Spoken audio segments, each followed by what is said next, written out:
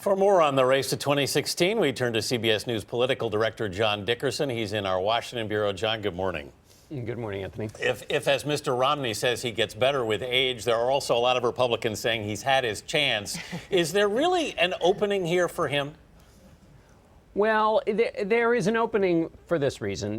He has a fundraising network that still exists, and raising money and having a lot of money is a crucial and important part of running for president. And so the fact that he has that network creates the opening for him. But the question is there an opening among the voters? And there are some people who still like Mitt Romney, but as Nancy mentioned in her piece, it's a much more crowded field, and it's crowded in that specific little place that Mitt Romney is trying to make his pitch, which is candidates with executive experience who have a sort of pragmatic, slightly non-ideological approach to the campaign. So he does have quite a lot of competition this time. Well, you mentioned the competition. So often in politics, it feels like it's better by comparison, even if it's on your side of the aisle. So talk to us about the Republican field. How is it lining up right now?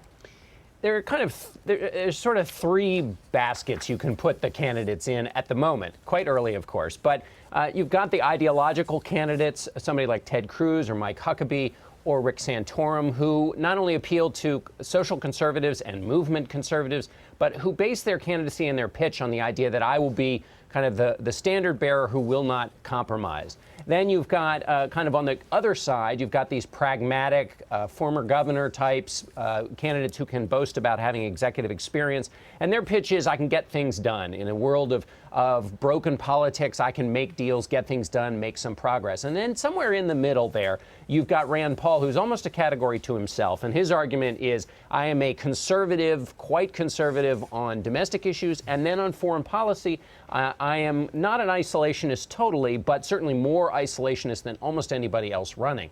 And so those are your three groupings. And you've got some candidates who straddle those groups, but those are the three groups that we have so far. John, you mentioned fundraising in Mitt Romney's case. In a crowded field like this, the race for money at this stage is really important, isn't it? It is important, and that's why you see this is causing some tremors on that kind of establishment pragmatic side that I was talking about. So Mitt Romney, Jeb Bush, and then, of course, Governor Christie in New Jersey. Money is quite important.